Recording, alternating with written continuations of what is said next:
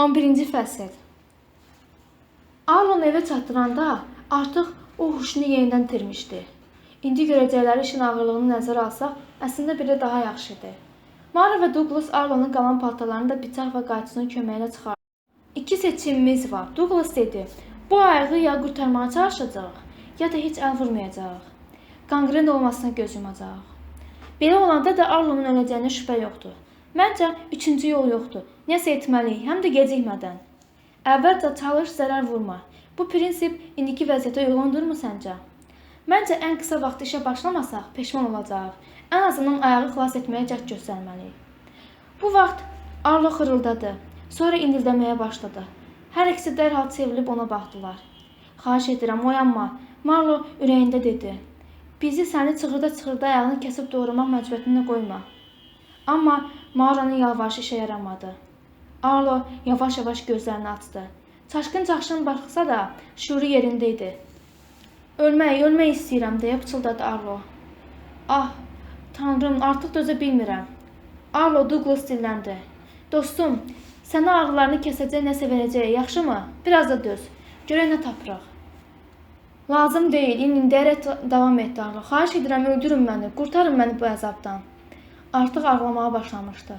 Gözlərindən yaş sel kimi axırdı. Birdən bütün bədəni elə möhkəm silkələndi ki, Mara onun can verdiğini sandı.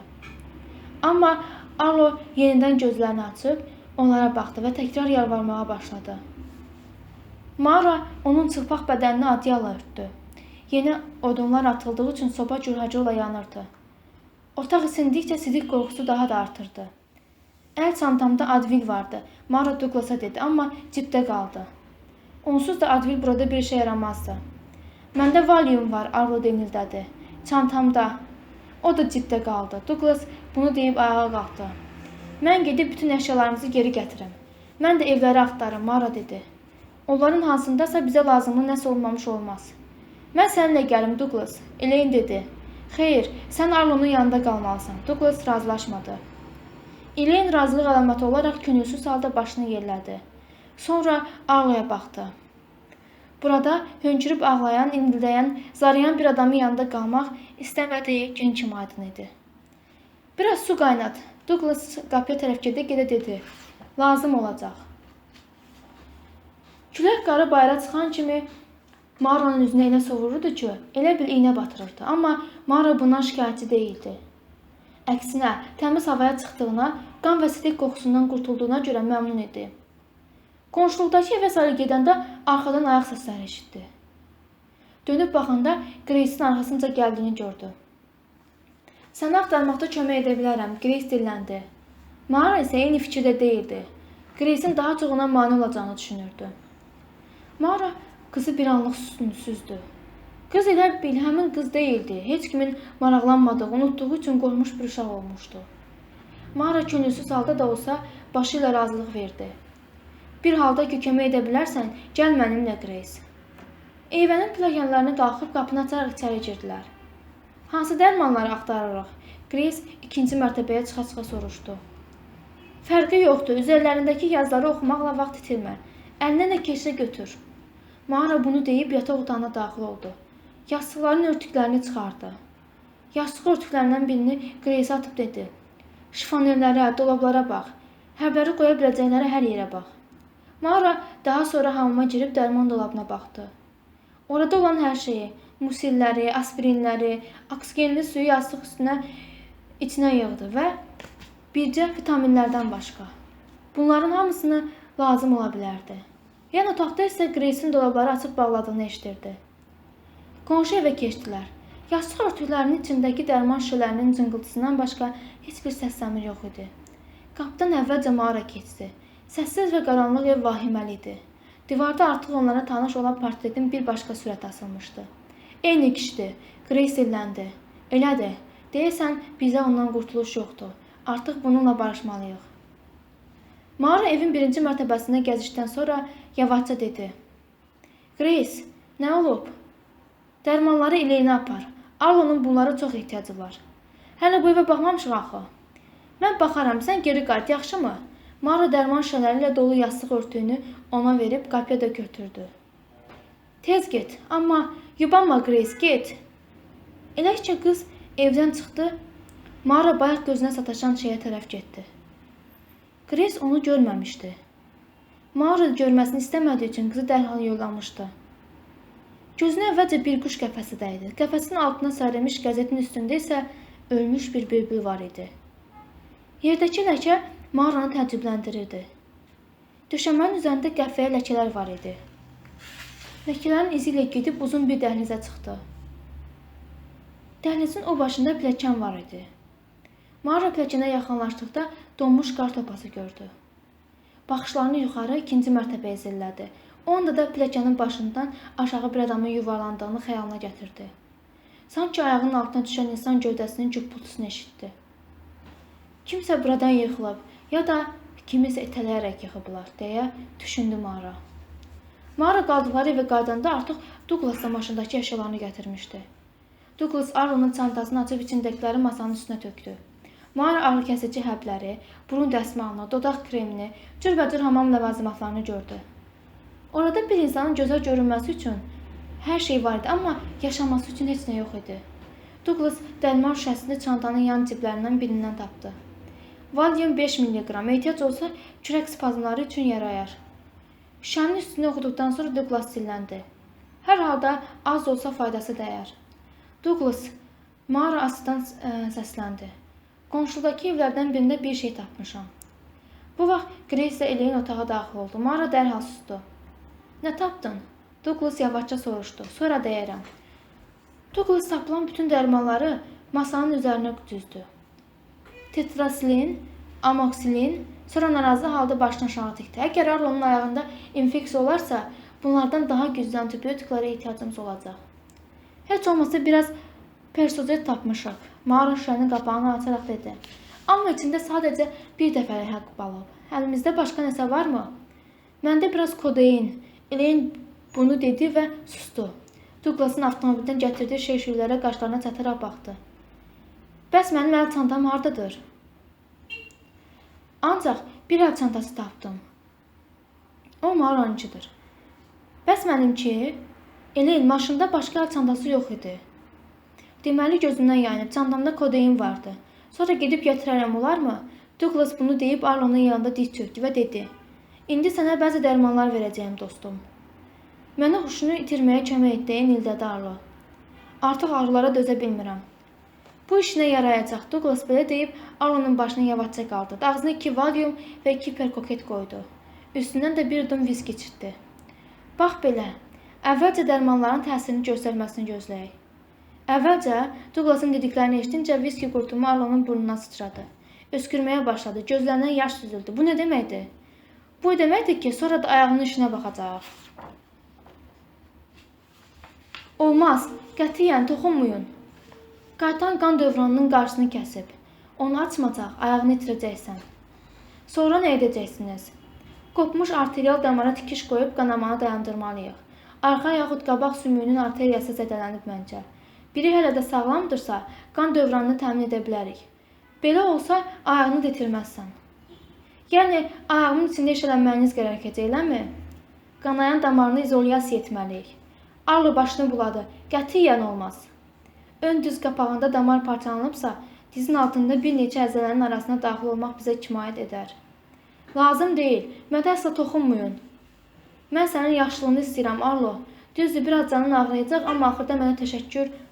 Biraz. Arlo ümidsiz halda qışqırdı. Məndən uzaq dayan. Qulaq as, vəziyyətini başa düşürəm, amma sən heç nə başa düşmürsən, Douglas. Arlo, məndən uzaq dayan. Elaine, Tanrı xatirinə bunu məndən uzaqlaşdır. Douglas ayağa qalxıb dedi. Sən biraz dincəl, Arlo. Sonra qızına sarı çevrilib əlavə etdi. Grace, onun yanında qal. Bundan sonra Mara və Elaine'ə baxdı. Başqa otağa keçək.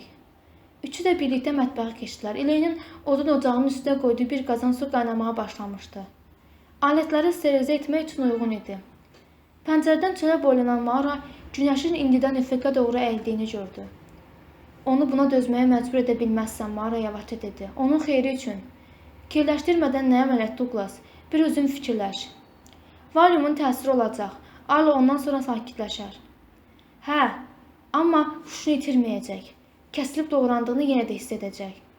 Hiss edəcək, amma sonradan da bizə təşəkkür edəcək. İnan mənə. Douglas Eleyinə baxdı. Mənimlə həm fikirsən, elə deyilmi? Arlonun ayağını itirməsinə laqeyd qala bilmərik. Elaine bir neçə saniyə səssizcə dayandı. İki qorxunc qərarın arasında baş çarş qaldığı məlum idi. Nəhayət astadan dilləndi. Bilmirəm. Qaytanı çıxarmaq üçün arterial damara tikiş qoymağa məcburuq. Bununla qan axmanı biraz dayandıra bilərik. Bunu bacaracağına doğrudan da inanırsanmı? Əslində sadə prosesdir. Mauro ilə mən anatomiyanı pis bilmirik.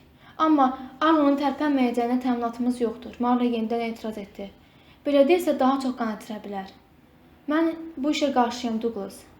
Əks halda Arlo ayağından məhrum olacaq. Məncə onun ayağını xilas etmək onsuz da mümkün deyil.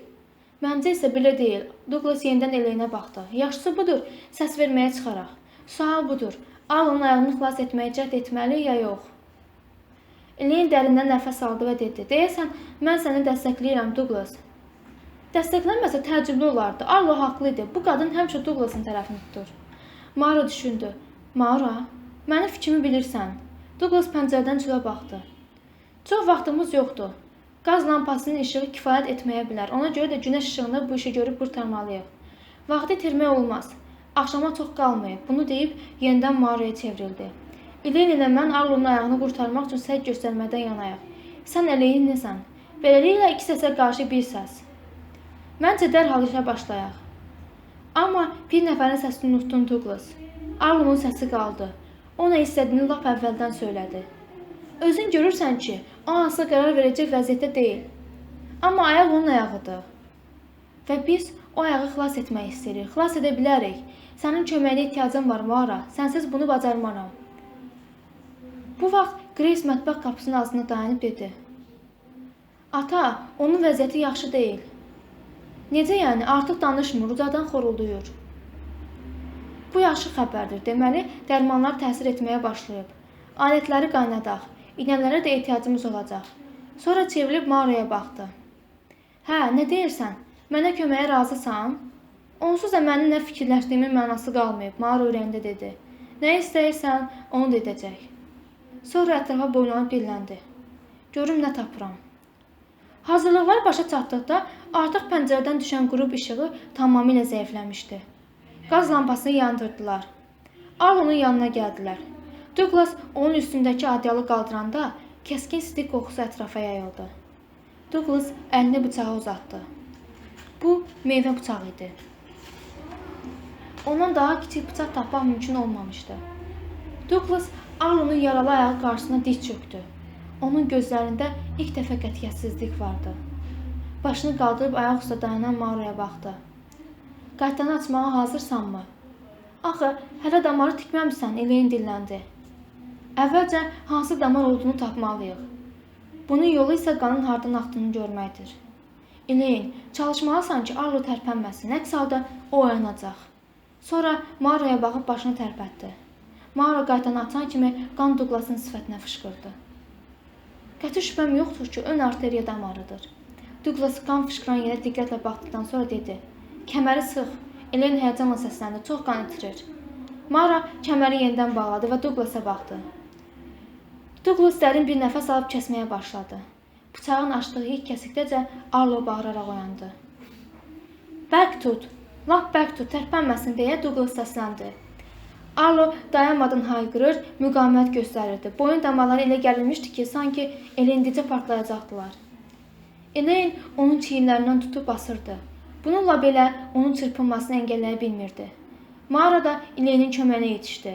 Arlo'nun fəryadı onun iliklərini işləyirdi. Bu vaxt Douglas nəsə dedi, amma Mauro Arlo'nun fəryad səslərindən heç nə eşitmədi. Douglas'ın əlindəki bıçağı atdığını ancaq başına qaldırıb ona baxanda gördü. Douglas artıq əldən düşmüşdü. İçəri soyuq olmasına baxmayaraq qan tər içində qalmışdı. Douglas dizlərinin üstünə geri çəkilib alnını əlinin arxası ilə sildi. Deyəsən, bacardım. Arlo müqavimətin mənasız olduğunu başa düşmüş, aqibəti ilə barışmış, artıq çarəsiz halda hönkür-hönkür ağlayırdı. Cəhənnəm ol, Douglas. Hamınız cəhənnəm olun. Buna məcbur idik, Arlo, Douglas dedi. Mauro, qaytanı boşalt. Görək qanaxmanı dayandıra bildikmi? Mauro qaytanı yavaşca açdı. Açığı o yenidən qan fışdıracağını gözləyirdi, amma bir damla belə qan gəlmədi. Douglas ehmalca Arlonun ayağına toxundu. Dərisi hələ də soyuqdur, ancaq deyəsən yanaqları allanmağa başlayır. Mauro narazılıq əlaməti olaraq başını yellədi. Mən heç bir irəliləyiş görmürəm. Nə danışıram, Mauro? Bir bax, rəngi əməli başa dəyişir. Douglas bunu deyib əlini yenidən Arlonun ayağının üzərinə qoydu. İsinir məncə. Mauro Arlonun əvvəlki kimi soyuğun görünən ayağına baxdı. Amma heç nə demədi. Onsuz da nə düşündüyünün fərqi yox idi. Douglas əməliyyatın uğurlu keçdiyinə, hər şey yoluna düşəcəyinə özünü inandırmışdı. Douglas üçün bu az qala vərdişə çevrilib. Cəsur ol, lap təyyarələrdən atıl, talih üzü səni qoruyacaq. Amma hər halda qaytan açılmışdı və Arlo qan itirmirdi. Bunun özünə də şükür etmək olardı. Mauro ayağa qalxdı. Paltarında Arlonun tərinin qoxusu var idi. Çəkdiyi əzəliklərdən sonra hası düşən Arlo indi sakitləşmişdi və yuxuluyurdu. Ağrıyan boynunu ovuşduran Mauro pəncərə tərəfə gedib bayıra baxdı. Bir saat sonra hava qaralacaq. Artıq buradan gedə bilmərik. Ciblə onsuz da gedə bilmərik, Douglas dedi. Üstəlik yararsız hala düşmüş qar zinciri ilə heç gedə bilmərik. Əlimizdə Arlonun özünü ən azı bir gün rahat etməsinə kömək edəcək Petrodot var. Elaine də əl çantasında kodein olduğunu deyir. Sabah gedib onu da tapa bilsən yaxşı olar. Mauro yoldaşlarına göz gəzdirdi. Hamı elə onun özü qədər yorğun görünürdü. Elaine divana çökmüşdü. Douglas həvəssiz halda dərman şüşələrinin üzərindəki yazıları oxuyurdu. Grace hələ lap əvvəldən otaqdan qaçmışdı. Hər bir halda Arlonu xəstəxanaya aparmaq lazımdır, Marlo dedi. Bu gecə sənin Bostona qayıtmağını gözləyirlər. Özün belə demişdin. Elaine dilləndi. Yəqin səni axtarmağa başlayarlar. Məsələ burasındadır ki, harada axtarmaq lazım olduğunu bilmirlər. Yadaq doldurma məntəqəsindəki qoca kişi bizi xatırlayar. Geri qayıtmadığımızı görüb polisə zəng vurar. Hər halda əvvəl-axır kimsə yoxluğumuzun fərqinə varar, izimizə düşərlər. Və gəlib bizi burada taparlar.